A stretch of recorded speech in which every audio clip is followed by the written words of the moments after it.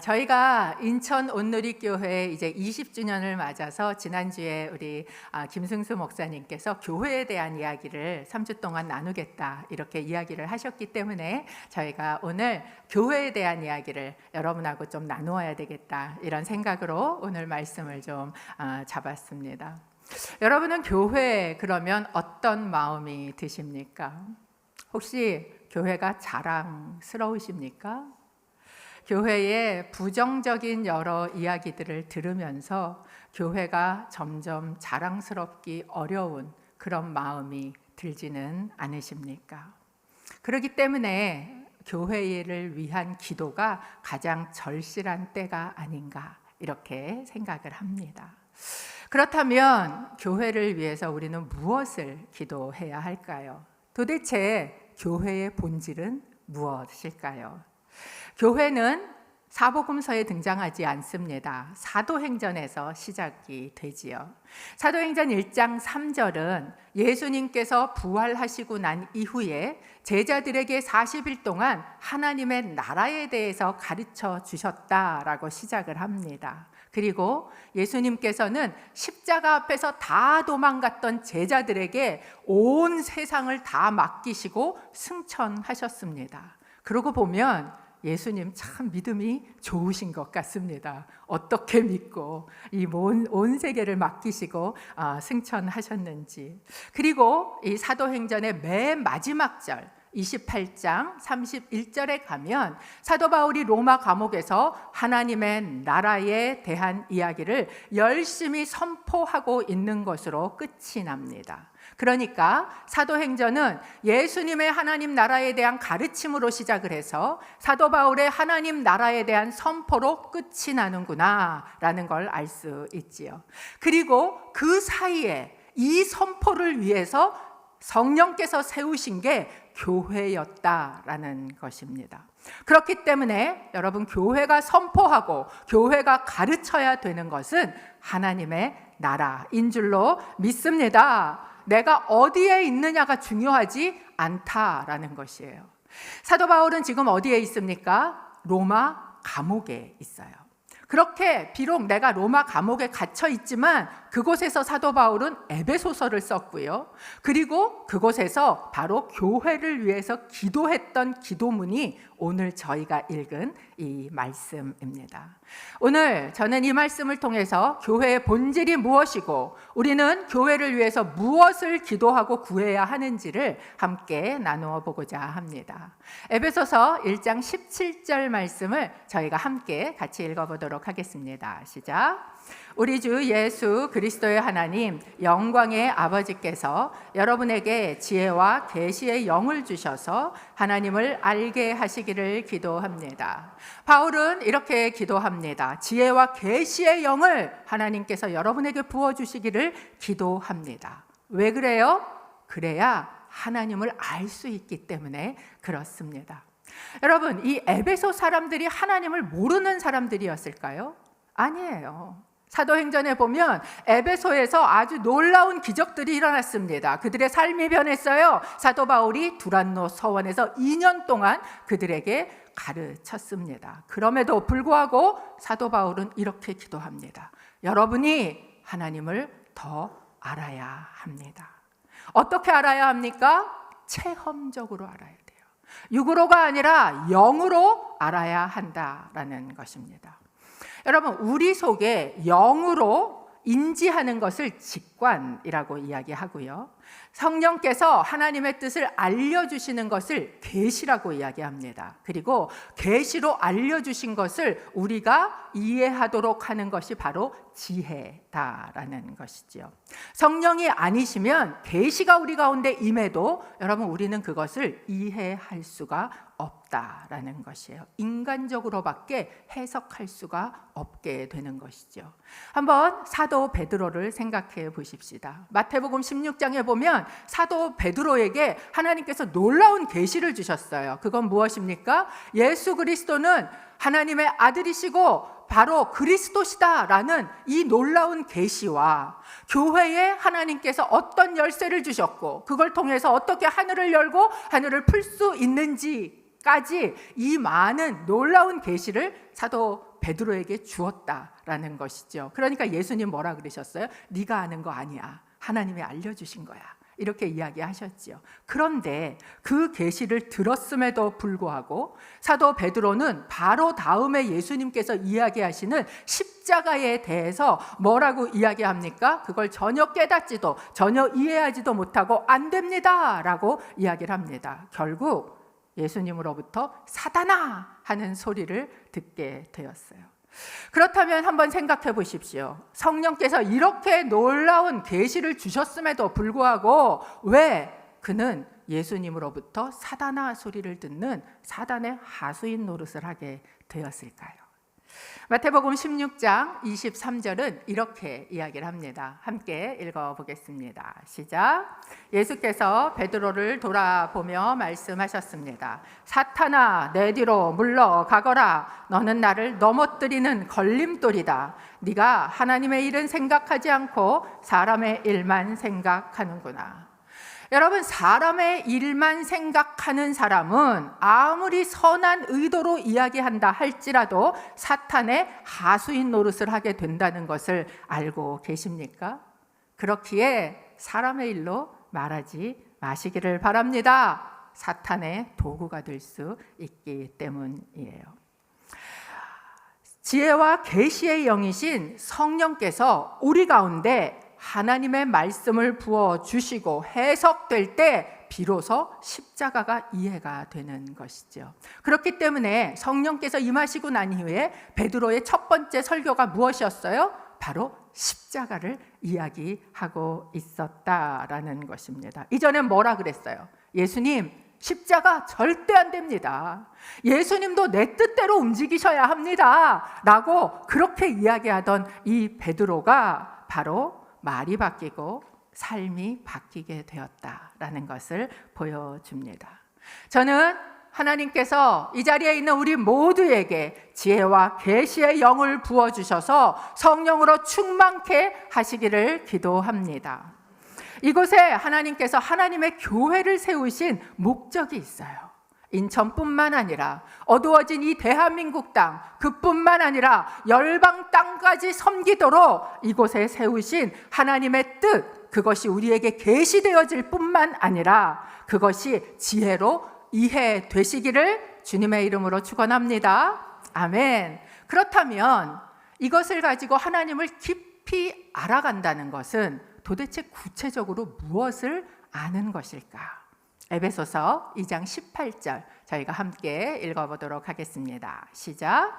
그가 여러분의 마음 눈을 밝게 하셔서 하나님의 부르심의 소망이 무엇이며 성도 가운데 있는 하나님의 유업의 영광의 풍성함이 무엇이며. 첫 번째 우리가 알아야 하는 것은 무엇이라고 이야기합니까? 바로 부르심의 소망을 아십시오 라고 이야기를 하고 있습니다. 제가 자막 드렸는데 혹시 뜰까요?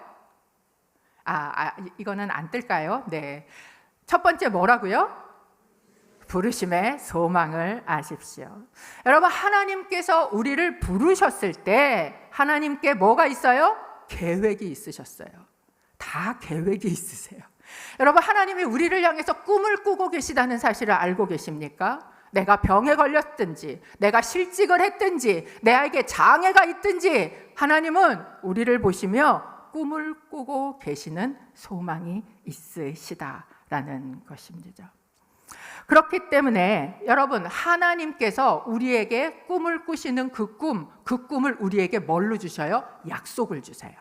하나님은 어떤 분이신가? 하나님은 약속을 하시고요, 성취를 하시는 분이에요. 그래서 약속과 성취가 있어요. 그러면 약속과 성취 사이에 뭐가 있을까요?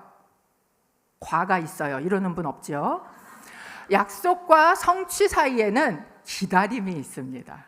그런데 이 기다림은 어떤 기다림이에요? 수동적인 기다림이 아니에요. 기도를 하며 적극적으로 내가 해야 할 일들을 하면서 기다리는 기다림을 이야기합니다. 초대교회도 마찬가지였어요. 그들이 다 같이 모여서 전심으로 하나님이 약속하신 것을 위해서 기도했습니다. 그런데 그때 했던 일이 하나 있어요. 그게 뭐냐면 사람을 세우는 일이었습니다.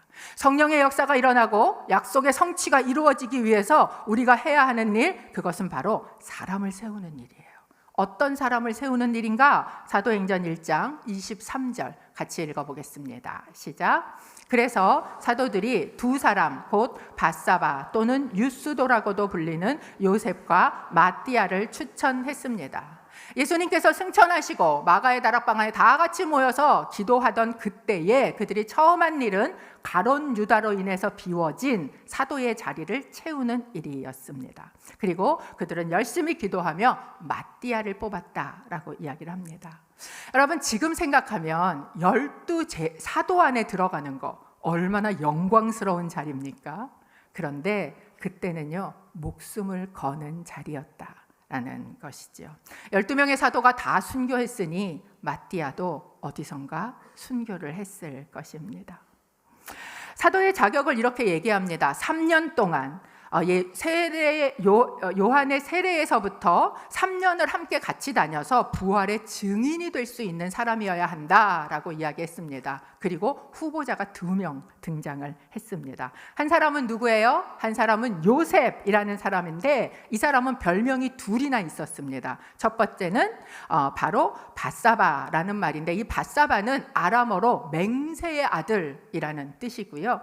또 유스도라는 별명이 있었는데 이건 라틴어로 공의라는 뜻이었습니다. 그러니까 이 한 사람, 요셉이라는 히브리어 이름을 가진 이 한 사람을 뭐로 설명해요? 아람어로도 설명하고 또 뭐로도 설명해요? 라틴어로도 설명하는 이거를 보면 이 사람은 어떤 사람이었을까요? 아주 인터내셔널한 사람이었구나. 뿐만 아니라 굉장히 유명한 사람이었구나라는 걸 저희가 알 수 있습니다. 그런데 마띠아의 소개는 아주 심플합니다. 이름 하나 딸랑 등장해요. 마띠아. 그런데 그렇다면 왜 이 유명한 사람이 아닌 마띠아를 하나님께서는 선택하셨을까요?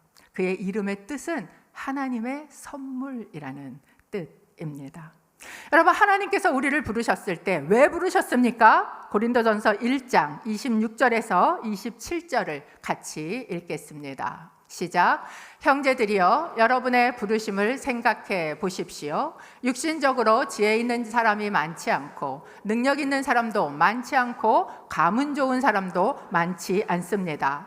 그러나 하나님께서는 지혜로운 사람을 부끄럽게 하시려고 세상의 어리석은 것들을 택하셨고 강한 것들을 부끄럽게 하시려고 세상의 약한 것들을 택하셨습니다. 여러분, 우리를 부르신 부르심에는 하나님의 소망이 있다라는 거예요. 내가 똑똑하고 잘나서 부르신 게 아니다라는 겁니다. 그렇다면 우리가 누구기에? 고린도전서 1장 30절은 이렇게 우리가 누군지를 설명해 주고 있습니다. 여러분은 하나님께로부터 나서 그리스도 예수 안에 있는 사람들입니다. 예수는 하나님께로부터 와서 우리에게 지혜와 의와 거룩과 구속함이 되셨습니다. 우리가 누굽니까? 우리는 하나님께로부터 나서 어디에 있어요? 예수 그리스도 안에 있는 사람들입니다. 그렇기 때문에 이렇게 고백하는 거예요. 예수께서 나의 지혜가 되셨어요. 예수께서 나의 의로움이 되셨어요. 예수께서 나의 구속함이요 나의 거룩함이 되셨습니다. 그분이 나에게 온 선물입니다 라고 고백하는 것이에요. 마띠아를 한번 생각해 보십시오. 여러분, 마띠아는 유명한 사람이 아니었습니다. 아마도 이렇게 앉으면 맨 뒷줄에 앉는 그런 사람이었을 것 같습니다. 아마도 예수님께 처음 왔을 때 예수님은 12 제자에게 둘러싸여 계셨을 거예요. 그리고 그 뒤에 서서 마띠아는 이런 생각을 했을지 모르겠습니다. 아유, 예수님이 뭐 나 같은 건 잘 모르시겠지 라는 생각을 했을지 모르겠어요. 그러나 여러분, 예수님께서 마띠아가 12제자 안에 들어갈 것을 아셨을까요? 모르셨을까요? 아셨지요. 마띠아가 처음 와서 저 뒤에 앉아 있을 때에도 예수님께서는 그를 아셨고 그에게 지금 목숨을 거는 자리에, 증인의 자리에 서라고 할 때, 순종할 때에도 예수님께서는 마띠아를 보고 계셨다라는 겁니다. 여러분 아십니까? 여러분이 이 교회에 와서 아무도 모르게 저 뒤에 앉아 기도할 때 예수님은 당신을 아십니다. 뿐만 아니라 순종의 자리, 섬김의 자리에 부르심을 받고 순종할 때에도 예수님은 당신을 보고 계시다라는 사실입니다. 여러분 놀랍게도 이후에 마띠아의 이름은 나오지 않아요. 아마도 마띠아는 어디선가 열심히 부활의 증인으로 살다가 순교를 했을 것입니다. 그러나 마띠아는 어떤 사람이었어요? 하나님께서 나를 향하여 꿈을 꾸시는 그 꿈을 함께 꾸는 사람이었어요. 그 부르심에 순종하는 사람이었다라는 것입니다. 저는 오늘 여러분이 하나님이 여러분을 부르시면서 꾸는 그 꿈을 함께 꾸게 되시기를 바랍니다. 그 부르심에 순종하시고 그 소망을 함께 품는 자가 되시기를 주님의 이름으로 축복합니다. 두 번째 우리가 알아야 하는 것은 무엇일까요? 함께 읽어봅니다. 교회에 주신 하나님의 영광의 풍성함을 아십시오. 여러분 교회에 주신 하나님의 영광이 얼마나 풍성한지를 정말 아십니까? 저는 가끔 하용조 목사님께서 소천하신 일대 담임 목사님이신 하용조 목사님께서 외치시던 그 소리가 귀에 쨍쨍쨍 하는 것 같아요. 그게 뭐였냐면 여러분 교회가 세상의 희망입니다 라고 하용조 목사님께서 외치셨어요. 여러분은 어떠세요? 정말 그렇게 느껴지십니까? 어디에 가서도 교회가 세상의 희망이라고 당당하게 이야기하실 수 있으십니까? 교회의 여러 문제들이 세상의 회자가 됩니다. 세습 문제, 또 분열의 문제, 재단의 문제, 돈 문제, 성적인 문제, 이런 교회의 여러 가지 문제들이 계속 회자가 되고 그것에 대한 조롱 섞인 댓글들이 계속해서 올라가는 것을 볼 때 여러분 우리 안에 그렇게 선포가 되느냐 말이에요. 그러나 여러분 교회가 그런 존재일까요? 아닙니다. 교회는 어떤 존재입니까? 영광스러운 하나님의 유업을 받은 존재인 줄로 믿습니다. 뿐만 아니라 그 영광의 풍성함을 오고 오는 세대에 전하고 보여야 하는 존재가 바로 교회다라는 것입니다. 예전에 하용조 목사님 소천하셨을 때 제가 부천온누리에서 사역을 하고 있었는데 한 자매가 찾아왔습니다. 그리고 이렇게 얘기를 하는 거예요. 목사님 하용조 목사님이 저한테 선물을 주시고 가셨어요. 그래서 그렇게 아프신 목사님이 이 자매를 언제 만났을까? 제가 이렇게 생각하면서 뭔데요? 그리고 물었더니 이제 목사님의 장례 과정이 9시 뉴스에 나왔었습니다. 그래서 전국적으로 하용조 목사님의 장례 장면이 방영이 됐는데요. 그때 클로즈업으로 잡혔던 사람이 누구냐면 강부자 씨였어요. 강부자 씨가 와서 막 우는 모습이 잡혔는데 사실 전 국민이 다 아는 불교 신자 아니십니까? 그런데 이 사람이 막 이렇게 울고 이제 목사님에 대해서 애도하는 거를 이렇게 보면서 이 자매의 남편이 교회를 안 다니는데 야, 저 교회 네 교회 아니냐? 너 다니는 교회 아니야? 그러더래요. 그래서 그렇다고 그랬더니 교회가 좀 좋은 교회 같으네? 다녀? 이렇게 얘기했다는 거예요. 그래서 목사님 나한테 선물을 받았어요. 막 이러면서 너무 기뻐하던 그 모습이 생각이 납니다. 여러분 인천 온누리교회 좋은 교회입니다. 그러나 그걸로 끝입니까? 우리끼리 좋은 교회면 되는 것입니까? 그렇지 않다는 거예요. 온누리교회는 온누리를 섬겨야 할 사명이 있다라는 것입니다. 주님께서 다시 오시겠다고 하신 그 약속의 성취가 이루어지는 기다림의 시간 동안 우리는 무엇을 해야 돼요? 우리는 교회를 위해서 기도해야 돼요. 무엇을? 이 교회에 주신 하나님의 영광의 풍성함이 회복되게 하여 주시옵소서. 그렇게 기도해야 한다라는 거예요. 그럴 때 어떤 교회가 돼요? 사도행전적인 교회가 돼요. 사도행전적인 교회는 어떤 교회입니까? 사도행전 2장 47절 지난주에 우리 김승수 목사님 설교하셨는데요. 하나님을 찬양하고 사람들로부터 칭찬을 받아 주께서 날마다 구원받는 사람을 더하게 하셨습니다. 사도행전적인 교회는 세상에 칭찬을 받는 교회, 그 문이 열려지는 교회다라고 이야기를 하고 계시는 거예요. 윌리엄 템플이라는 성공의 사제며 신학자가 있습니다. 근데 그분이 교회의 정의를 이렇게 정의하셨어요. 저희가 함께 보고 함께 읽었으면 좋겠습니다. 시작. 교회는 그 구성원이 아닌 사람들을 위해 존재하는 유일한 조직이다. 교회란 어떤 조직이냐? 멤버를 위한 조직이 아니라는 거예요. 교회 안에 멤버십을 가지고 그 안에 우리끼리 좋기 위해서 존재하는 조직이 아니라 교회는 세상을 위해 존재한다. 그들 가운데 하나님을 보이며 살아야 하는 존재이다. 그들 가운데 이 풍성한 영광이 무엇인지를 보이며 알려야 하는 존재다라고 이야기를 하는 것입니다. 저는 이 영광이 지금 이 땅 가운데 있는 교회에 임하기를 기도합니다. 하나님께서 마지막 부흥을 주실 줄로 믿습니다. 아멘. 세 번째 우리가 알아야 하는 것은 무엇일까요? 함께 읽어봅니다. 우리에게 베푸시는 하나님의 크신 능력을 아십시오. 에베소서 1장 19절입니다. 함께 읽어봅니다. 하나님의 힘의 능력의 역사심을 따라 믿는 우리를 위해 베푸신 하나님의 지극히 크신 권능이 어떠한지 여러분도 알게 하시기를 기도합니다. 이 권능이라는 단어는 에네르기아라는 단어인데 여기서 에너지라는 단어가 온 것이에요. 그러니까 이 우리 안에 역사하는 이 능력으로 인해 우리는 이렇게 축 처져 있는 사람이 아니라는 거예요. 살아서 움직이는 그 에너지가 우리 속에 부어진다라는 것입니다. 우리 속에 역사하시는 하나님의 능력, 그 능력은 어떤 능력입니까? 바로 예수 그리스도를 죽은 자 가운데서 살리신 능력이에요. 절망을 소망으로, 죽음을 부활로 바꾸는 능력이다라는 것이죠. 그런데 살리신 것으로 끝났어요? 아니에요. 그 예수 그리스도를 어떻게 하셨습니까? 하늘의 보좌 우편에, 하나님의 우편에 앉히시기까지 올리셨다라고 이야기를 하고 있어요. 여러분, 예수 그리스도께서 하늘 보좌에 앉으셨다라는 것은 전 우주적인 대권을 잡으셨다라는 의미와 같습니다. 그분이 왕으로 좌정하셨다라는 것이에요. 그렇기 때문에 나오는 모든 권력, 권세, 권능, 주권, 이 말들은 이 세상의 것뿐만 아니라 모든 영적 권세들까지 다 포함하는 거예요. 그러니까 예수님 뭐라 그러셨어요? 하늘과 땅의 모든 권세를 내게 주셨으니. 여러분, 그분이 예수 그리스도세요. 그러면 우리는 누구예요? 우리는 하나님으로부터 나서 어디 안에 있는 자입니까?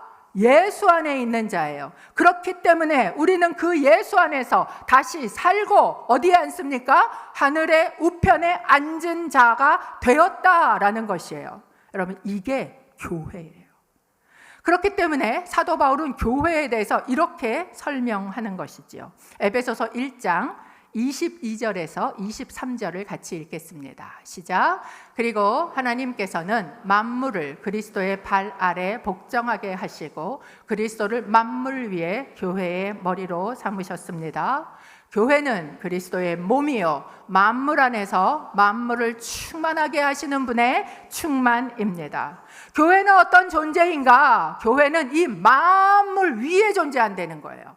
그리고 그 위에 계신 예수 그리스도 밑에 존재한다는 거예요. 머리이신 예수 그리스도 밑에, 그리고 만물 위에 존재하는 거예요. 그렇기 때문에 여러분, 교회는 세상의 주변부가 아닙니다. 교회는 세상의 중심부입니다.